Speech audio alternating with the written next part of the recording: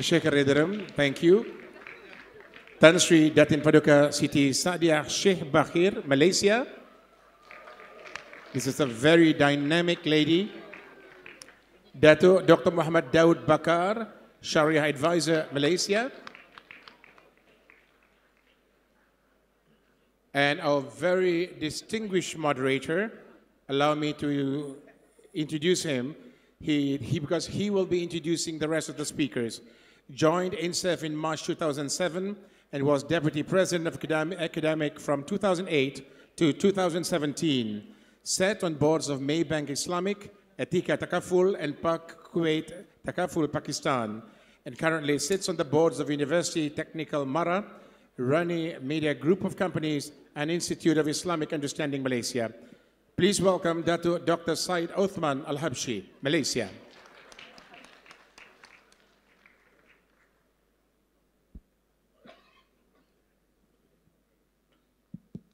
Bismillahirrahmanirrahim. Alhamdulillahi Rabbil Alameen. Wassalatu wassalamu ala Sayyidina Muhammadin ashrafil anbiya wal mursalin wa ala alihi wa sahbihi ajma'in. Assalamu alaikum wa rahmatullahi wa barakatuh. And a very good morning, very good afternoon to all of you. Allow me, sir, just a short interruption. Ladies and gentlemen, this is a very unique form of forum. You will not be allowed to put your hands up and speak, but you can put your questions in your telephone, on your handphone, and direct it to the IR, yeah? It's at URL https://pigeonhole.at/WWZKDE. One more time, https://pigeonhole.at/WWZKDE. Please post all questions on the pigeonhole.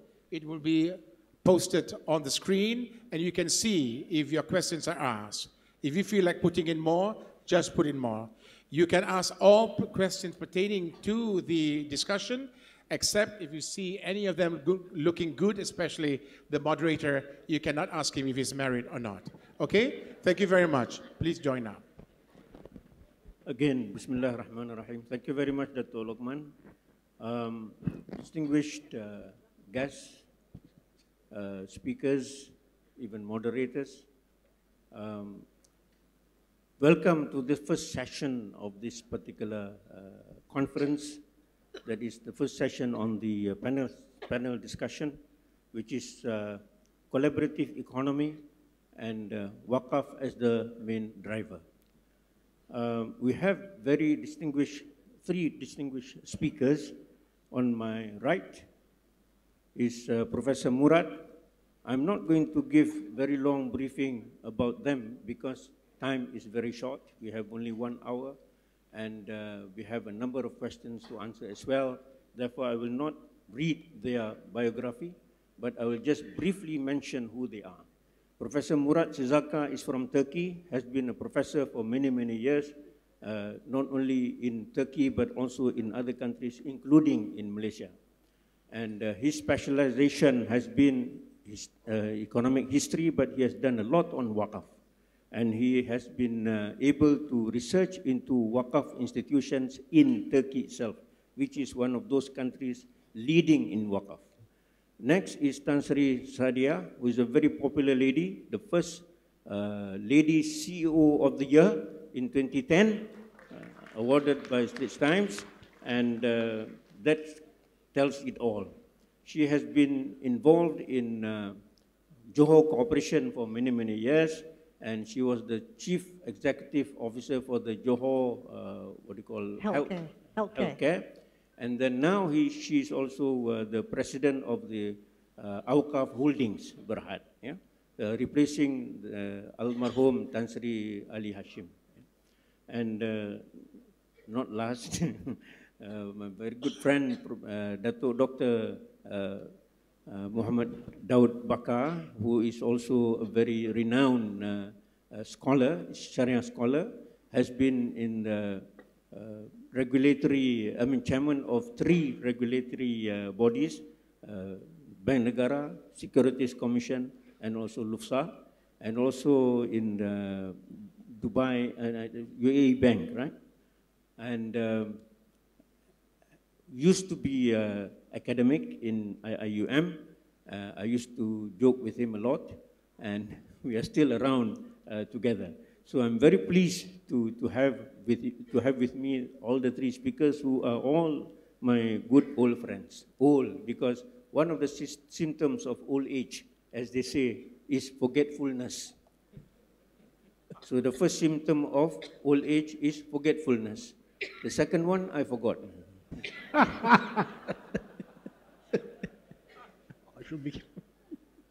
Now, since the topic is collaborative economy and WAQF is the main driver, we have the privilege of asking Professor Murat, being an economist himself, to start talking.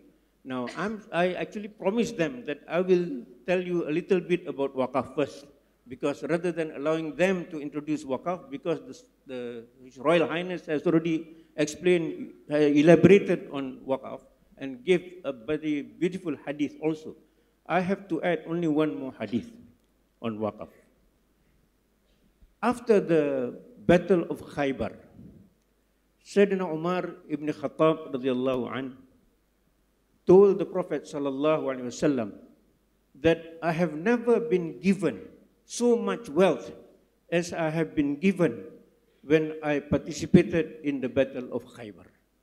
How could I use this wealth of mine to be as close to Allah as possible? So the Prophet told him in 4 words, Habbisil asal wa sabbilith thamar. In other words, stop the principle and use only the proceeds. This is the basic principle of WAQF. Never use the principle. The moment you start using the principle, it is no more WAQF. WAQF is something where you keep the principle to ensure perpetuity, to ensure that it is lasting. Just like the example of Sayyidina Osman ibn Affan's well that is still around today, contributing millions of Saudi riyals to the society. So this principle, I hope, will be maintained all the time. I have seen WAQF has been used as a very fashionable word. People use WAQF for almost everything today. For example, I have seen WAQF for maintenance. I said, for maintenance? Maintenance you have to maintain every day. So where is the WAQF? Now, if I were to continue, I will take another hour. So rather than me taking another hour, I would like to call upon Professor Murat Çizakça. In fact, all these three people will highlight a lot of examples of WAQF that has been around in the world. So please, Professor Murat. Thank you.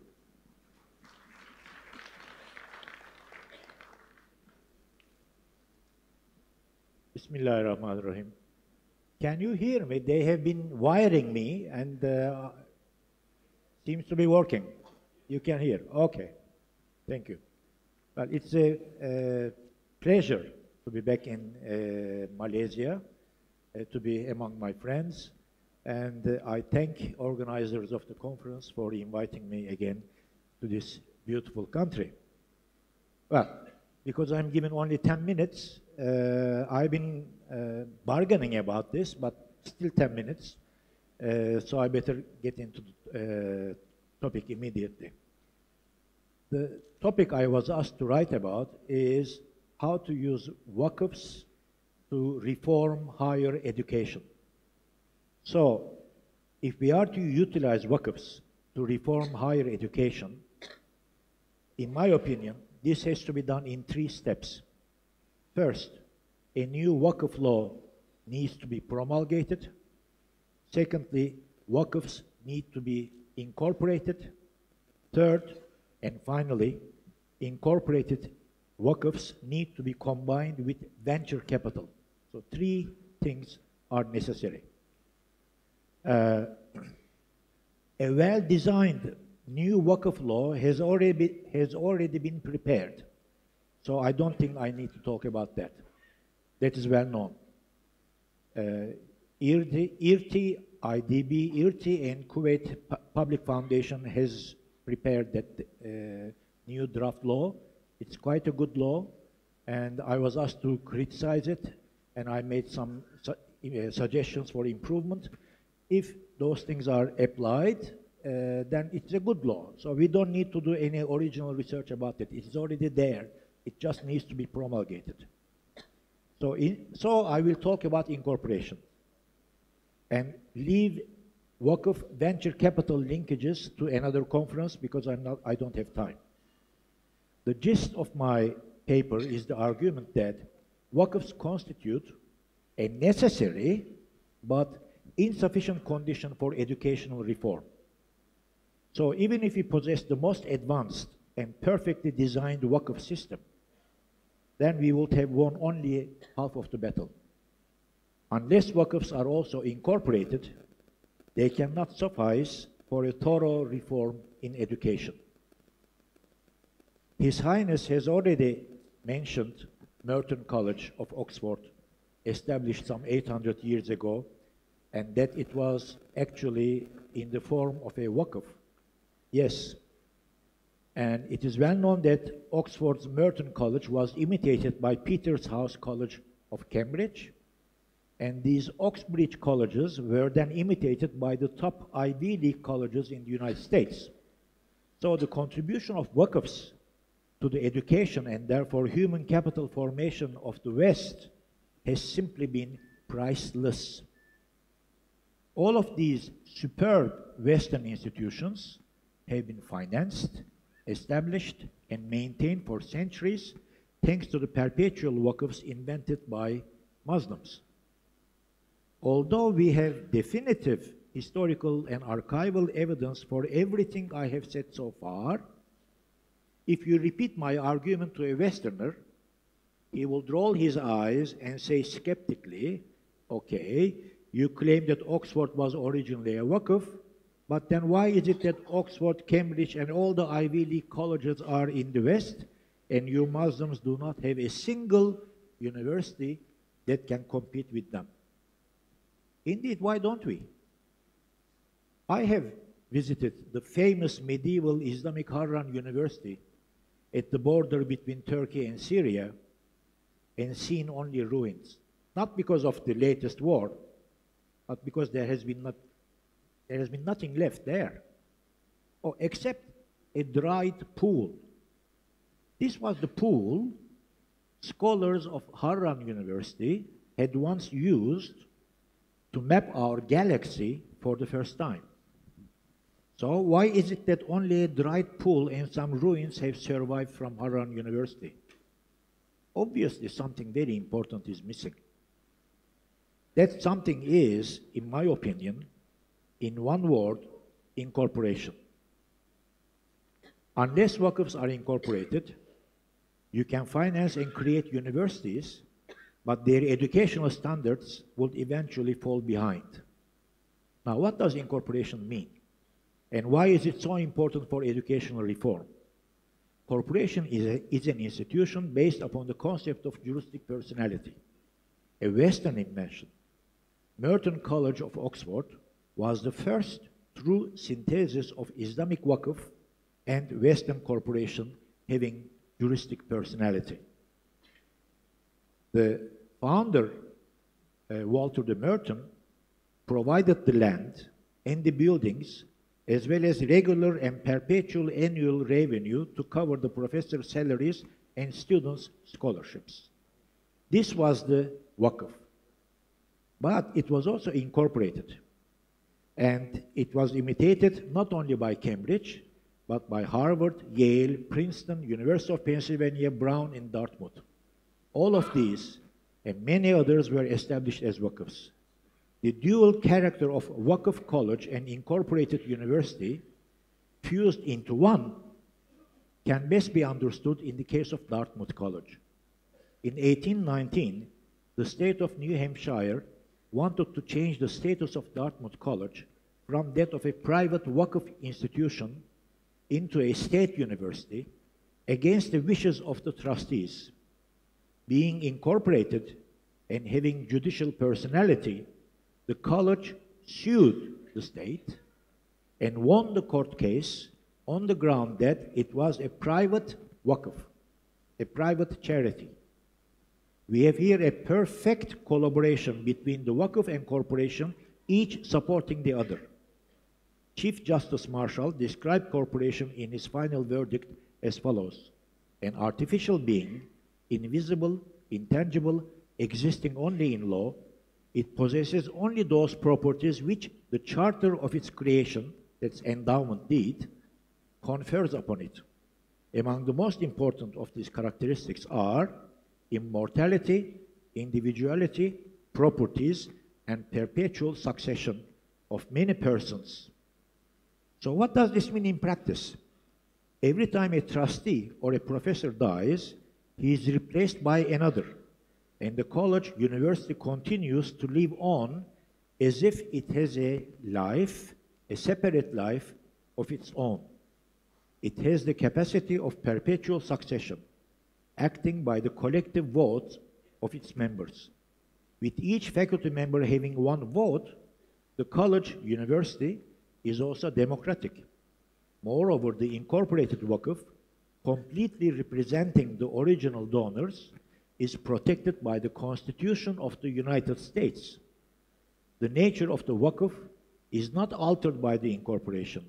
On the contrary, corporation enjoying judicial personality and being able to sue potential usurpers protects the private character of the WAQF.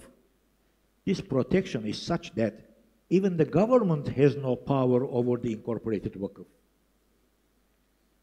2 minutes left. Well, skip.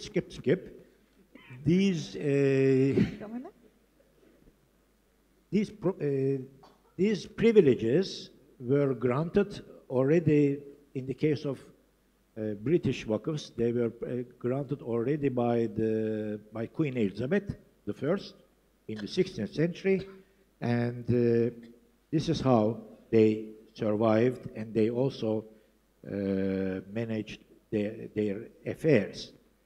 The important thing is that as incorporation, they also ensure the academic quality because they cannot be interfered by the state. There is the problem of information asymmetry, to which I cannot go due to the time shortage. And what happens is that if you have an incorporated WAQF, a fellowship emerges. Students, professors, trustees, they are all part of the same fellowship, and it is based upon this fellowship that the university can draw upon the alumni to provide the funds, which His Highness already mentioned. So, I repeat, I conclude saying that 3 things we need to be very careful about if we want to reform WAQF as to modernize, to improve education. First, a new WAQF law, which is already designed. Secondly, be very careful about incorporation, which provides freedom of thought and expression of thought at the universities, as well as academic freedom, absolutely important. And finally, university venture capital linkages or university industry linkages, but that's another huge topic. I am only having half a second. So, thank you.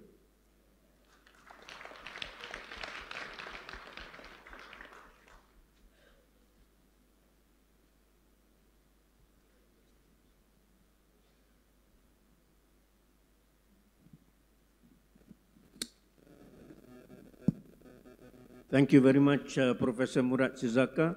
I wouldn't waste time explaining to you what he has said. I will go straight to invite Tan Sri Sadiah to make her presentation.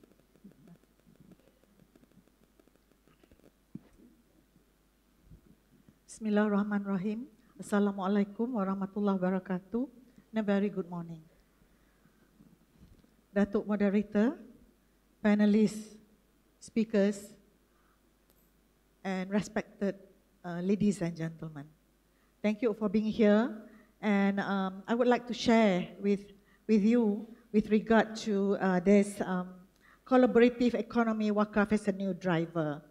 But let me first, we have heard the definition from Tuanku earlier, but let me visualize it to you. Yeah?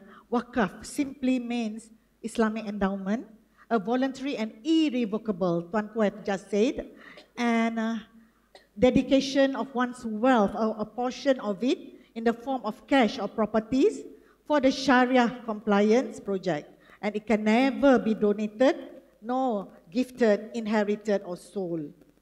And we always heard about WAQF in its conventional form. Tuanku also have just said that it's built to build mosques, madrasah, and also the cemeteries. But WAQF as a charitable act, yeah, it is, in my opinion, because WAQF is least practiced in Malaysia. It's least practiced, we also have heard that, but its ability to create wealth and income generation from WAQF, yeah? And it is an alternative form of economic development. We have heard it's social funding, yeah? We have heard that, and it empower, engage, and enrich people towards the economic development and sustainability. It is from the people, to the people, by the people, but it's for Allah. And WAQF is a new driver.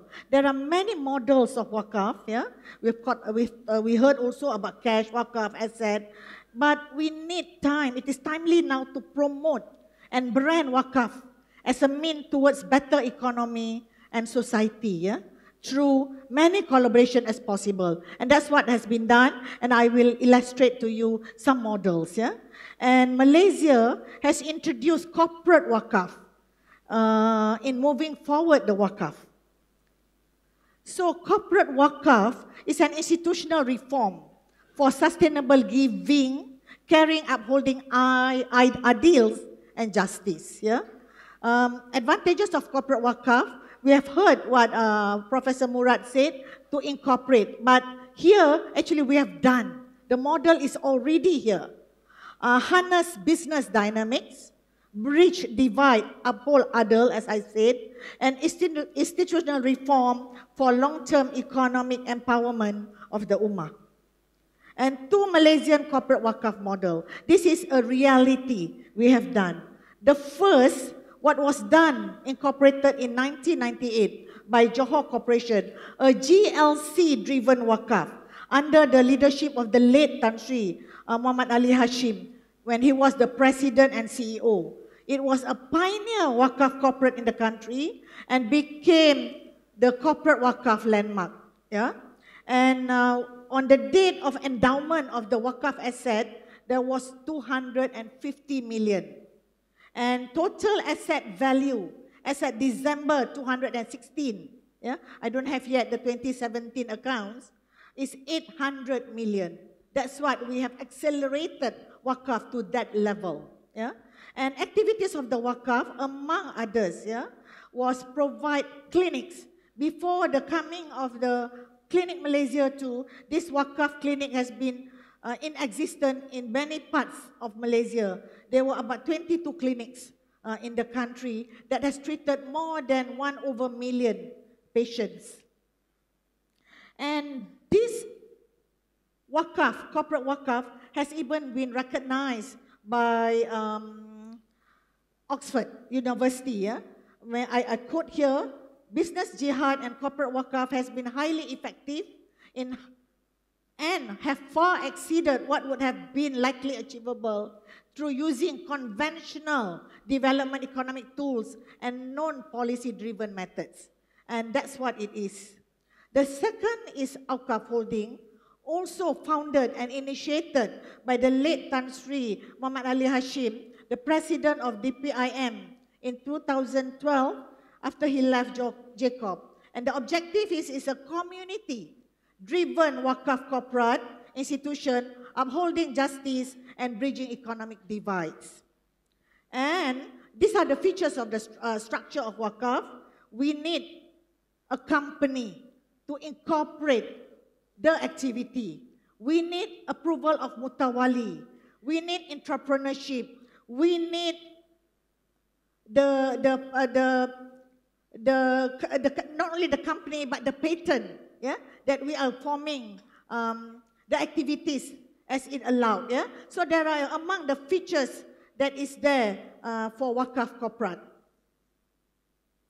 And let me share with you too the developing, or what we call going beyond philanthropic, in developing WAQF corporate, in developing the activity of WAQF holding for Persada WAQF in Putrajaya. That is a commercial activity. Yeah? So, in the opinion of our WAQF members, that we are building a house of WAQF. There's two main pillars that we have to look at. That is the members and what the members' contribution are. With it, we need to strengthen these two pillars with 6 more pillars. That is, other than Mutawali, is the Shura Council. Yeah? Shura Council, where AGM and meetings are determined by the members of the WAQF. And then we have the board of directors that manage the WAQF and report directly to Allah. Intellectual property, CEO and team to run the WAQF with governance, transparency, and of course, the objective is to multiply charity and no power control by any sector. And we also have developed what we call Rukun WAQF to uphold asset WAQF by the community, enhance and multiply the assets, check and balance, and so on. It's entrepreneurial, it's business-driven, transparent, and accountable. So this is the vision and mission to promote, as I said, as what we heard by Tuanku, and it is already here with us in place. And this is the board of directors led by me and a team of professionals. And this is the model. How do you fund it? How do you, the structure, how do you look at what to do after what you have collected? Yeah? So for WAQF holding, from the membership funds, the ayn will be preserved there. But we will also use the contribution, the advances from members for us. Yeah? There are about 7 categories of membership in WAQF holding that you can participate. So once we develop the project has enough profits, 70% will be reinvested, while 30% will be for fisabilillah. That's what the model is, yeah? And the project is in Putrajaya, the first project. It is a commercial development, retail, hotel, as well as office complex. It's there, it costs about GDV. It's just next to Masjid Sultan, Masjid Besi, Masjid Sultan Mizan. And we have developed all this, it's ready to be launched, ready to start with a GDV of about 432 million. And we hope the profit that we get from it will be given as charity, and part of it will be reinvested. So challenges of corporate WAQF, ladies and gentlemen, is still, yes, lack of understanding of what corporate WAQF is. Yeah? And requirement of blending of the Sharia law and the corporate law must be there. The understanding is still very, very low with regard to this. Yeah? And lack of awareness of contribution of WAQF, which has no tax benefit. Yeah? Tax benefit. What can I get? Tax refund. And the drive to encourage members to contribute is high, but the outcome is still low, but we are still towards it to grow it. and require longer time. But with this awareness, I think we can even get more members to participate in one of the corporate WAQF in Malaysia. And future of corporate WAQF is huge. We can do many things with whatever that has been laid out. But I would also like to end this the recommendation. As much as we have corporate WAQF now under WAQF holding, the universities, when you are forming your WAQF, put it under the corporate structure. And it has been certified already by Professor Murat himself that unless you have the corporate principle that are with it, then only you can be more transparent and accountable and making sure that the governance are there in place. And thank you very much, ladies and gentlemen. Thank you very much. Well done. In view of the contributions made by Almarhum Tan Sri Muhammad Ali Hashim, I would like to call upon all of us to recite Al-Fatiha for his roh. Al-Fatiha.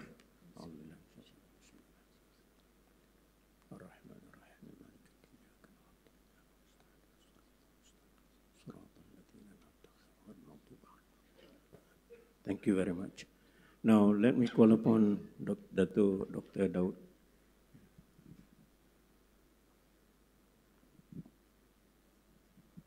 Okay. Bismillahirrahmanirrahim. Alhamdulillah wa bihi nasta'in. Thank you, Datuk Moderator, distinguished panelists, distinguished audience. Assalamualaikum warahmatullahi wabarakatuh, and very good afternoon to all of you.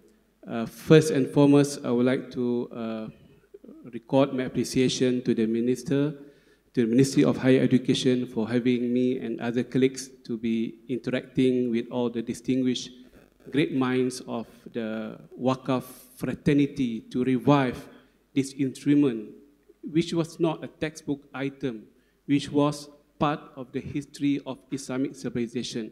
So we're not talking about something which is academic, we're talking something which was put in practice for many, many years and decades and centuries.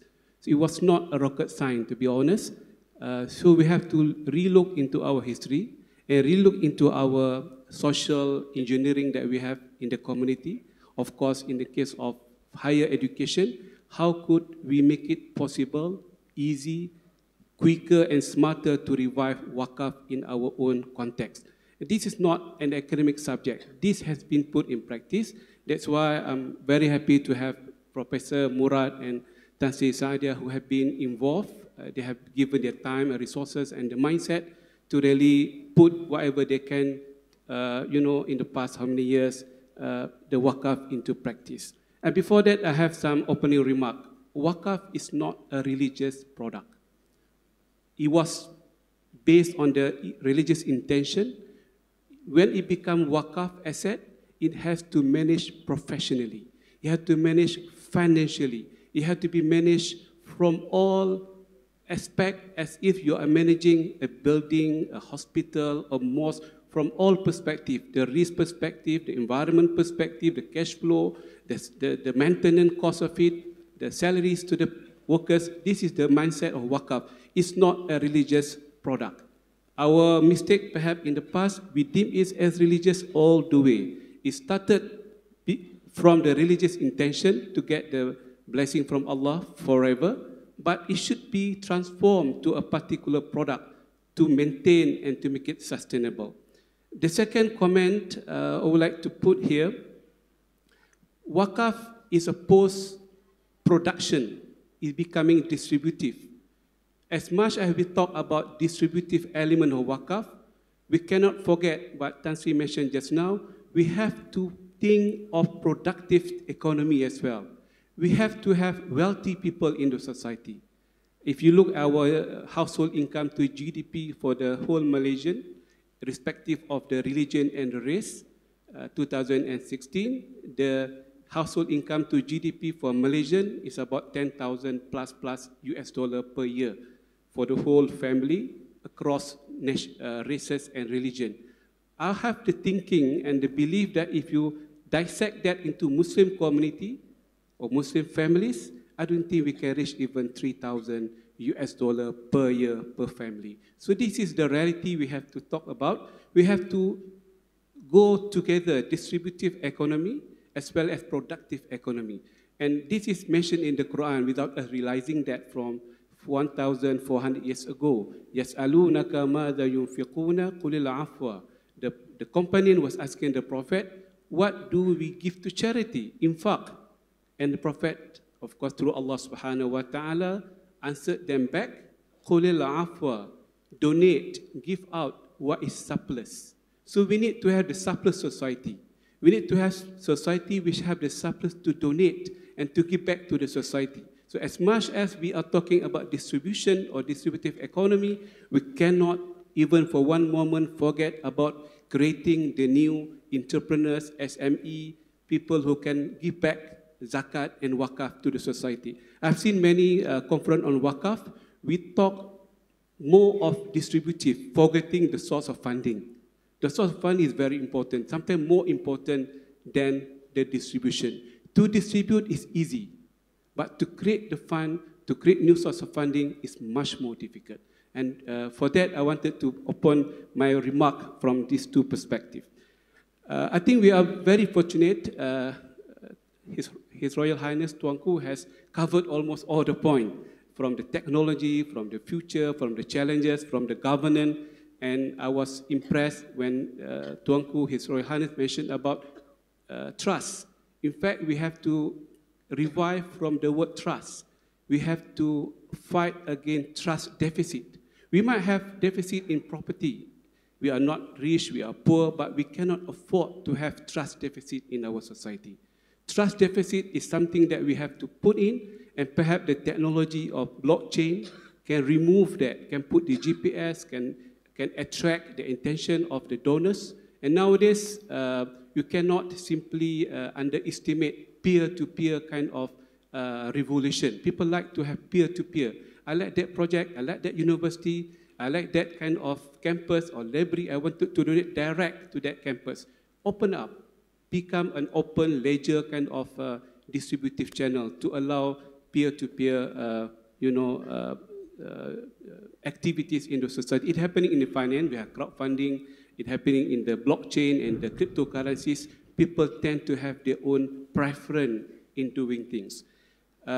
If you allow me, Datuk Moderator, I wanted to touch something from Syarah perspective and allow me to be a bit provocative because we have to challenge some of the mindset for good reason, of course. We are talking about education.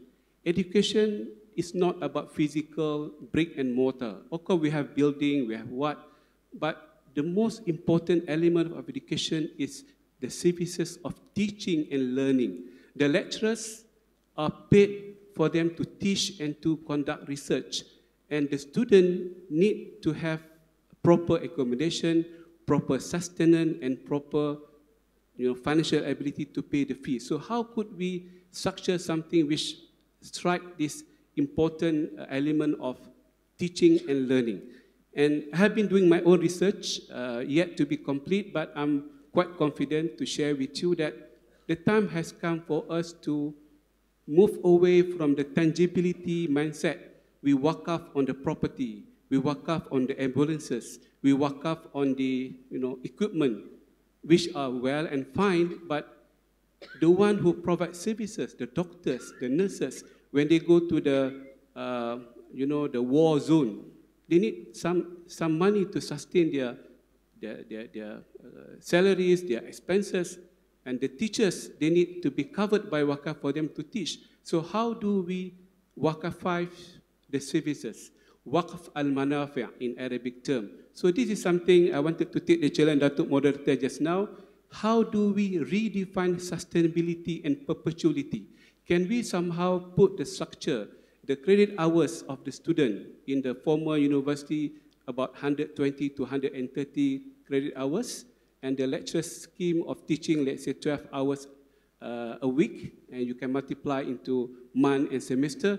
Can we convert that into a contract like we have done in carbon credit? When you issue the CO2 to the open space, you can convert that into a product they call carbon credit. You can buy and sell. It becomes a tangible asset in the Chicago stock market. So the same thing, we have to go back and review. And this is, for me, the challenge. When we talk about WAQF for university, we miss the most important part, which is the services industry. Is WAQF not suitable for WAQF industry? I don't think so. So this is something I wanted to share with all of you. I'm doing a research for the humanitarian work. We have been involved in Syria, in some other part of the world.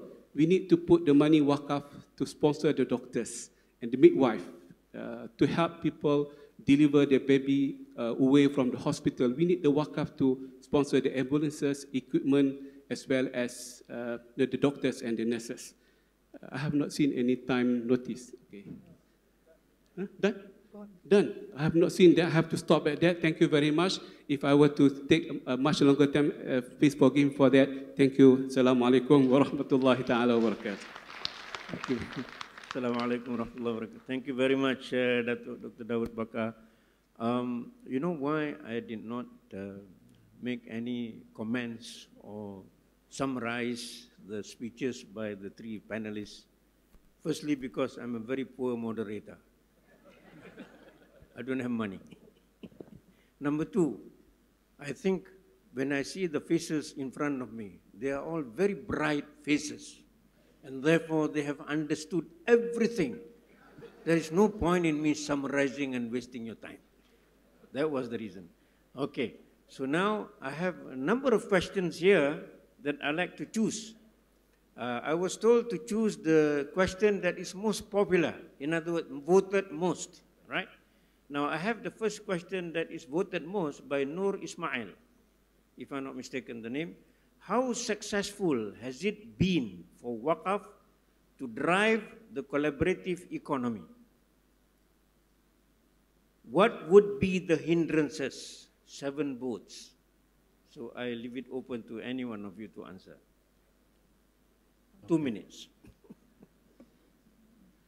I think the collaborative economy is not a new thing in our Islamic society, but the Western has transformed that into technology. That's why we have seen the Uberization, the Grabization.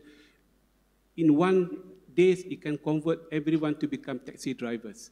Everyone can be taxi drivers, everyone can be teachers, can be logistic transporters. If I have to travel from here to Alostar, I can bring the goods and come back while I'm traveling to my own personal purposes. This is collaborative economy, make everyone relevant and useful in the society.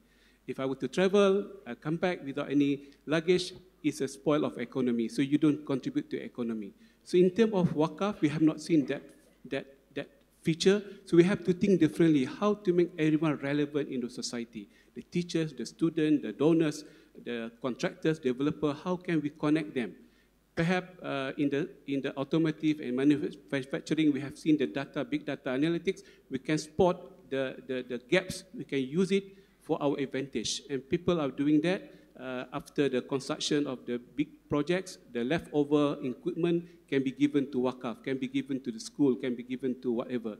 And for that, we need to have the big data, connectivity, and the platform. And WAQF needs that badly, as many other teams of life would need, in terms of flood mitigation, in terms of, in terms of our youngsters who have problem of social everything. We need connectivity, and WAQF is one of the teams that need connectivity.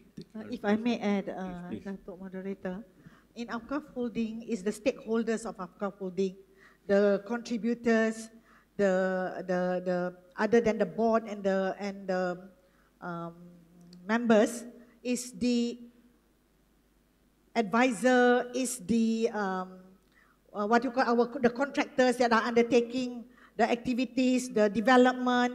So all those really, that collaboration allows WAQF to take off.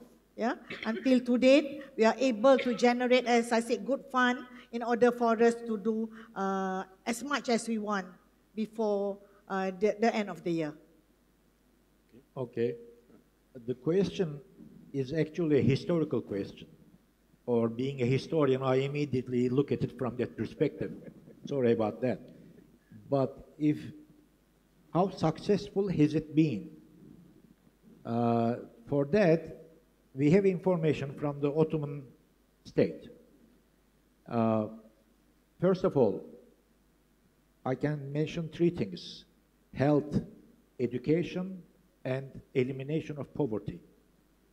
Now, when I was working on the Ottoman budgets of 1527, I noticed something very interesting. I noticed that there was no government expenditure on education or health or poverty eradication. I thought, what kind of a state is that? The only expenditure was on military expenditure. I thought these Ottomans were obsessed about military and conquest and all that, and didn't really pay any attention to this health and education. That was me as a young PhD student. And I was, of course, totally wrong. Because what I didn't know at that time was that all these things, health, education, and poverty eradication, had been taken care of by the WAQF, by the private individuals. So we are talking about collaboration here. The collaboration between private individuals who make endowments, who establish WAQFs to take care of these problems, and the state. Now, one particular example, I think, should make it very, very clear. Mehmet Genç, a very good colleague of mine back in Turkey, made a very interesting research. He actually counted beggars in Istanbul, and based upon Geremek's work, he was able to compare that with the number of beggars in Paris in the 18th century. And the result is something like that. This is the number of beggars that he was able to identify in Paris, and this is the number of beggars that he was able to identify in Istanbul. So in other words, WAQFs have been extremely successful in eradicating poverty. Thank you very much. Now, the same question has gone up in votes, but I'm going to ignore it now. Now, the next question is, corporate WAQF versus social impact bond WAQF is limited by physical assets, objects, while SIB, that is social impact bond, is more flexible. Is social impact bond better than WAQF? That's the first question. Second question, can WAQF be used for operational cost? Daud. I will take the easy question, and the rest can take the difficult one. Basically, this is what I'm trying to hint to you just now, that we have to change the mindset, because at the moment, WAQF is being associated very much with the bricks and mortar, with the building, with the properties, equipment, and not exceeding, services. That's why the SIB, the social impact bond, or humanitarian bond, the first in the world being issued last year from Geneva, we are missing in our society, because we cannot mesh the dynamism of WAQF and SIB. So perhaps this is something I wanted to open up discussion, but we have to transform the services into units, into a kind of products which can be WAQF, which can be endorsed by the donors moving forward. At the moment, I have to say that WAQF is lacking, because WAQF cannot compete with the SIB from that perspective. SIB being issued to send the doctors beyond borders, to send the therapists beyond borders to look into the refugees and what have you. Of course, when we put the camp and the blanket and the vaccination, like World Bank has done, 500 million sukuk, this is very much asset-based. Vaccination can be WAQF. Even vaccination, people will say it's not perpetual, it's not sustainable. For me, vaccination can be also part of WAQF, but how you put the Sharia argument, we have to discuss among the scholars and great scholars that we have in this crowd. This is the easy part. Difficult part, perhaps Tan Sri can answer. As in WAQF holding, the funds that we use, the contribution, the ain must be kept there. Yeah? But is the other donation, the advances can be used for the operational costs.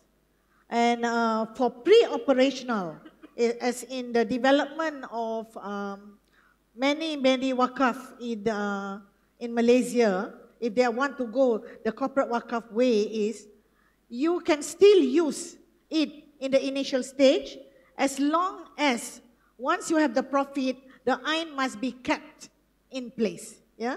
So you have to use it from the profits that you derive from whatever activities that you undertake. And I would also like to say that this corporate wakaf is a very flexible institution whereby if you have wakaf share or wakaf asset, and at point of time the shares are not there, the company that where you are holding the shares perhaps has gone, you can always replace it with a same value or a better value. Yeah? So all assets are not listed with the majlis, but it becomes the property of the corporate. And in our case, it's WAQF holding. And this is what allows us to move forward as more members come in and allow us to create more activities. And I would also like to add, other than doing the project, WAQF Holding has immediately taken a social activity that we call it Zuriat Care. Zuriat Care is collaboration with all the institutions that take care of our young, the young mothers, the abandoned babies, the mothers that abandon their babies, and so that they can be brought back into the proper perspective of running a good life, well-kept life for the future. Otherwise, once they thought they are doing the vices, they may pursue that line further. So this is the collaboration that Zuriat Care has done with the rehabilitative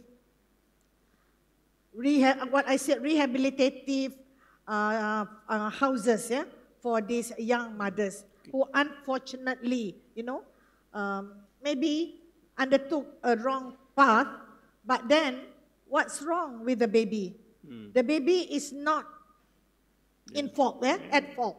The baby is not at fault. And why abandon the baby? Why murder the baby? So this is the campaign that we are looking at to give awareness to the public, especially the Muslim communities. Thank you very much. Next question. Oh, wait. Oh, You skipped me. I purposely skip you because I have so many questions. Because I'm the moderator, not you.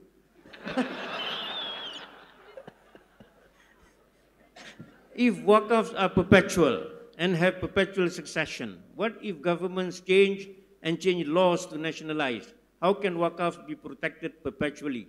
For example, Andalusia, Tunisia, colonization.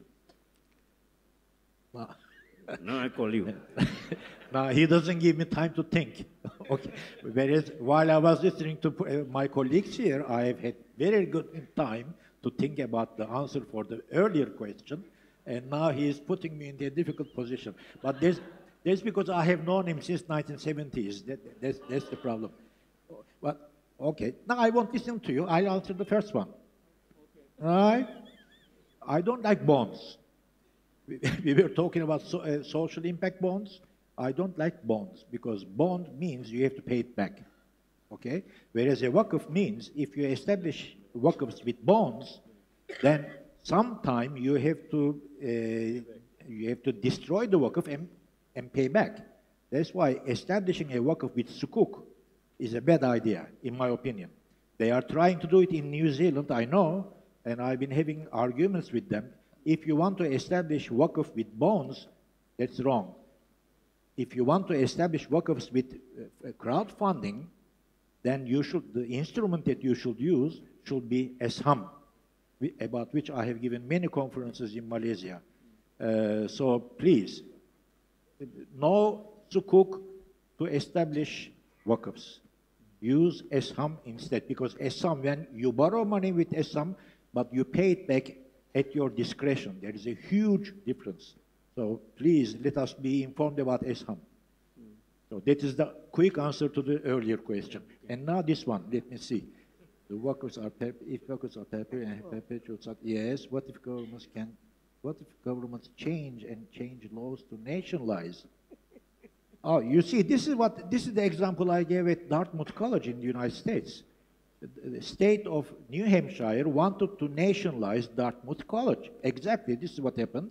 And the Dartmouth College, because it was incorporated, it had judicial personality, and it sued the state of New Hampshire. Exactly what happened. But because the United States is a federal structure, the federal government sided with the WAQF and protected the college.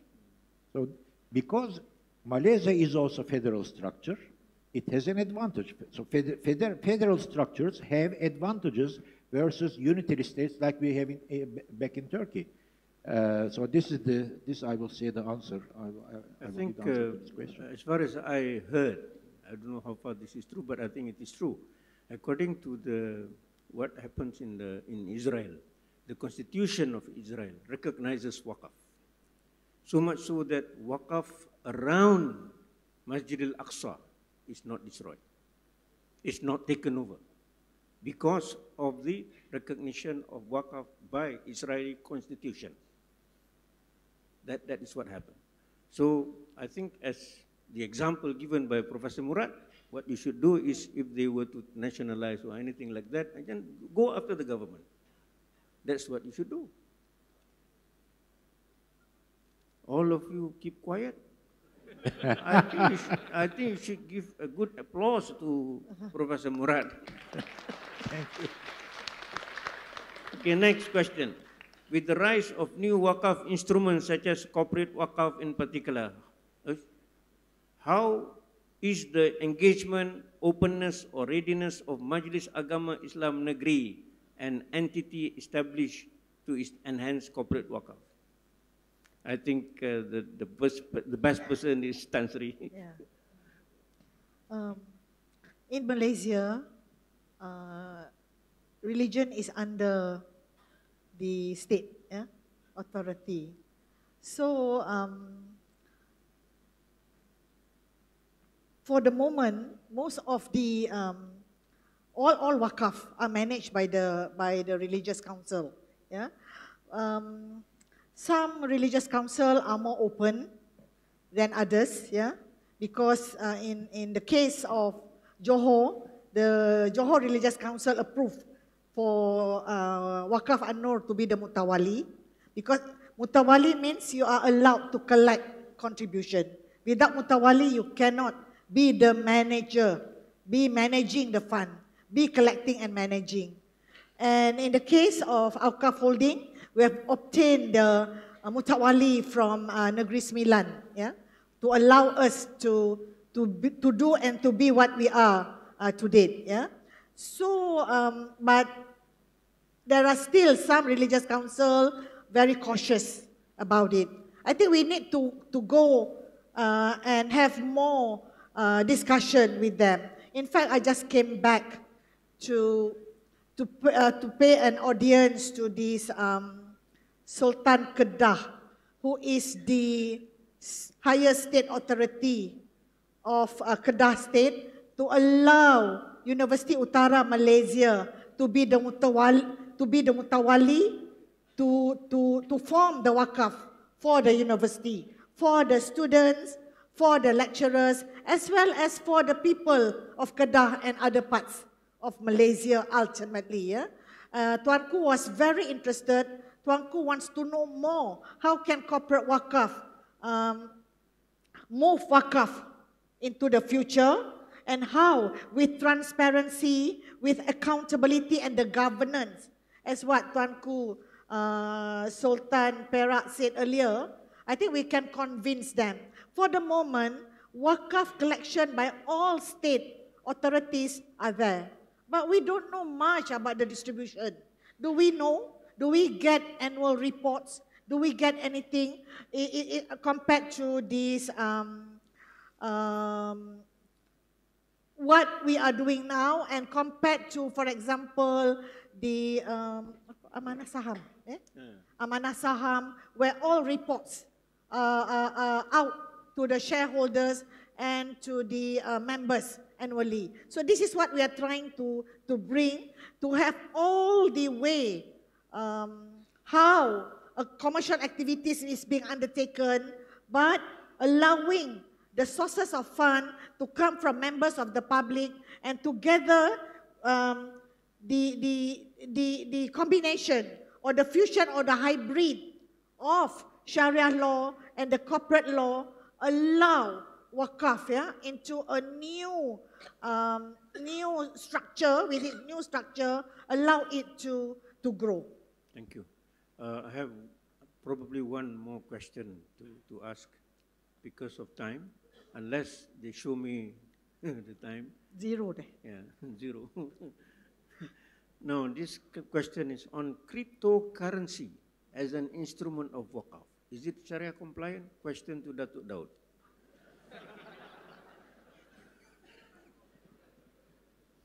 Normally, people pay me fee for that fatwa. Basically, cryptocurrencies are still being developed. Not many religious authorities have issued a fatwa. Malaysia is included. The JAKIM and the rest is still doing the research. I was made to understand they were in Japan last few weeks to look into how Japan legalized and make the cryptocurrencies as a legal tender.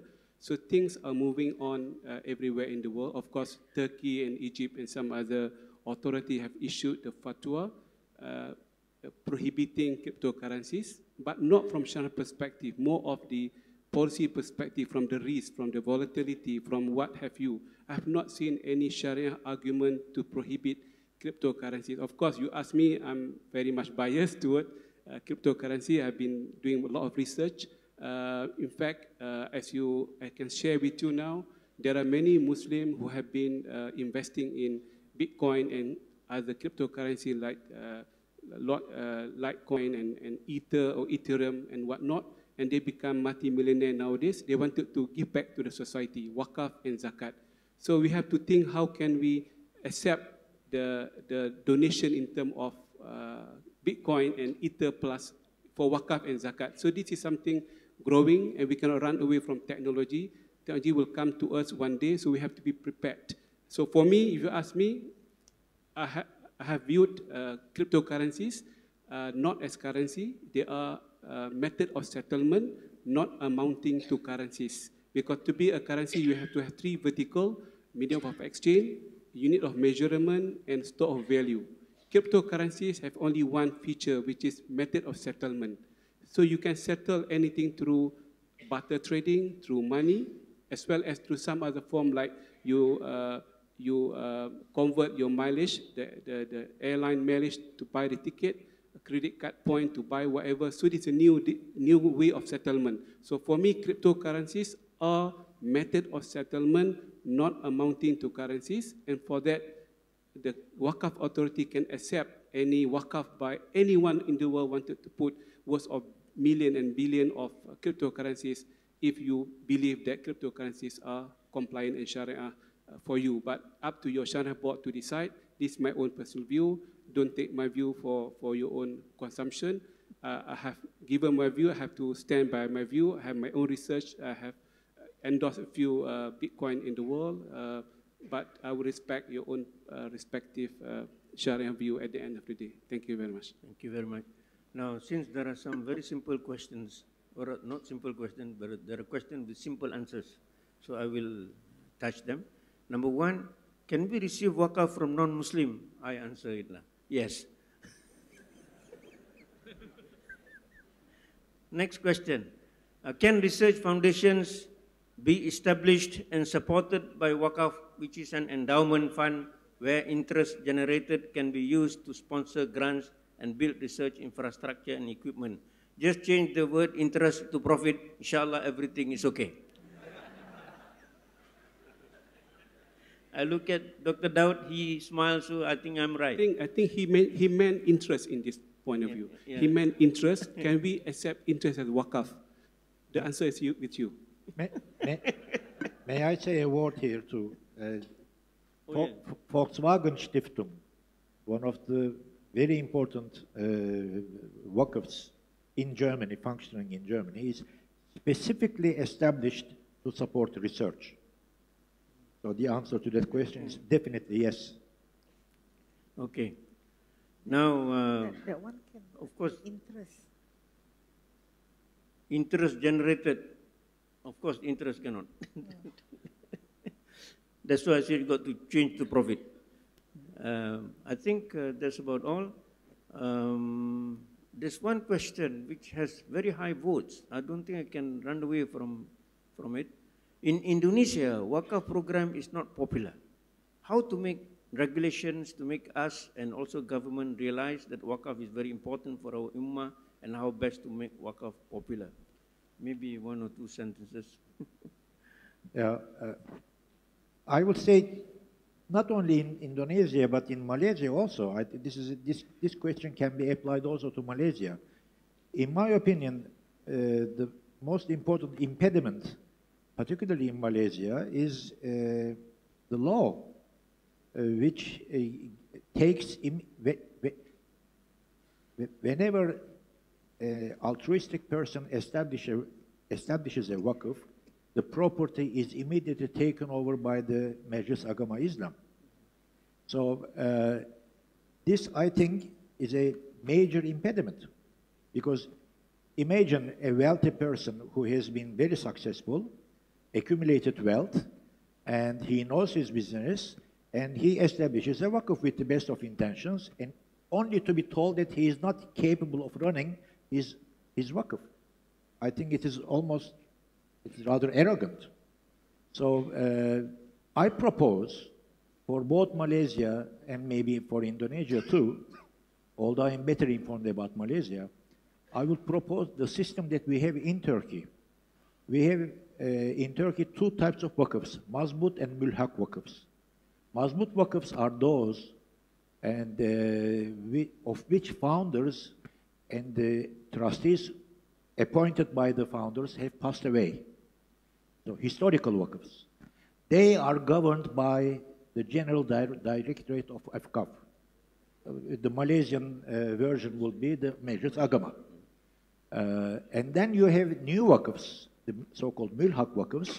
They are incorporated and they are run by their founders as well as or by the trustees appointed by the founders. So they are incorporated WAQFs and enjoy freedom. And out of the 44 universities, the last time I counted in Istanbul, 34 are new WAQFs. So the system is functioning, and the reason why they are functioning, some of these universities are excellent universities, the reason it is functioning is that these universities enjoy freedom. Yeah. Thank you. Thank you very much.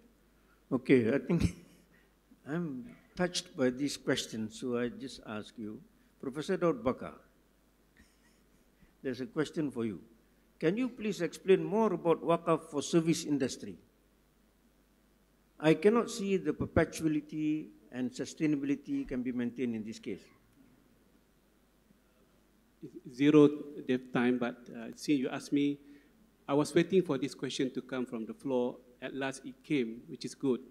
We have to look into services as perpetuity industry. A lecturer come and go, a student come and go, but the credit hours, the teaching assignment is forever. So for a professor, for a lecturer, there's a certain assignment for his salary, for his expectation, that can be quantified as a contract, as a commodity, that can last forever. The same goes to the student. We have package, let's say a year 10,000, that can cover accommodation plus the fee and some pocket money, that can be deemed as a WAQF asset, not for the student. Student come and go, but the services will continue as long as the university is there. So this is a new way of looking into perpetuity if you insist on the perpetuity in your understanding. I could be wrong, but this is my own understanding. Otherwise, we cannot support the service industry as much as we wanted to support the tangibility industry like equipment, building and whatnot. Zakat is beyond the tangibility. Zakat is about humanity. Humanity should be helped in whatever way. You are not wrong at all. I mean, the services in the form of particularly health and educational services have been financed and organized by WAQFs for centuries. Yes. I mean, we have been talking about all the time about Oxford and Oxbridge. Again, I mean, this is service industry, teaching, education, and it has been financed and organized as WAQF for centuries, also in the Islamic world. But with the Islamic world, perpetuity has not been there for some complex reasons. Yeah, as quoted by Tuanku this morning, one of the things that will remain is the knowledge, right? So that will be perpetual, because the knowledge transfers from one to another, right? The knowledge goes to the student goes to another student, and so on and so forth, right? So it is perpetual in that sense as well. So with that, I would like to call upon all of you to show your appreciation in the normal way with the panel. Thank you very much. Assalamu alaikum wa rahmatullahi wa barakatuh. Terima kasih, moderator. The moderator deserves another round of applause for making it very witty and fun. Thank you. May I have the honor of inviting the Honorable Minister of Higher Education to come on stage to do the honors of the presentation of the tokens of appreciation to our distinguished speakers.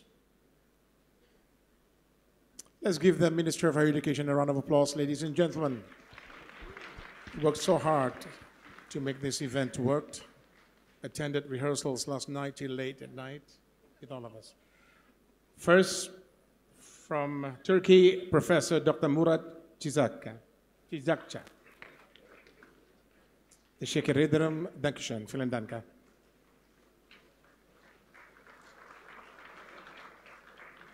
Next, Tan Sri Datin Paduka Siti Sadiah, Sheikh Bakir, Malaysia.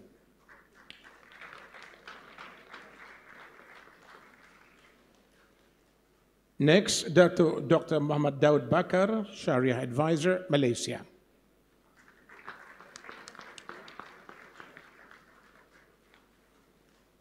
And our moderator, Dr. Said Othman Al-Habshi, Malaysia.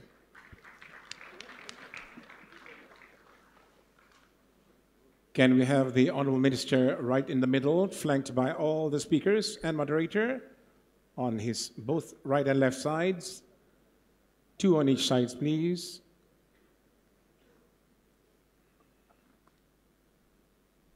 And smile. One more round of applause to say thank you. Terima kasih. Teşekkür ederim.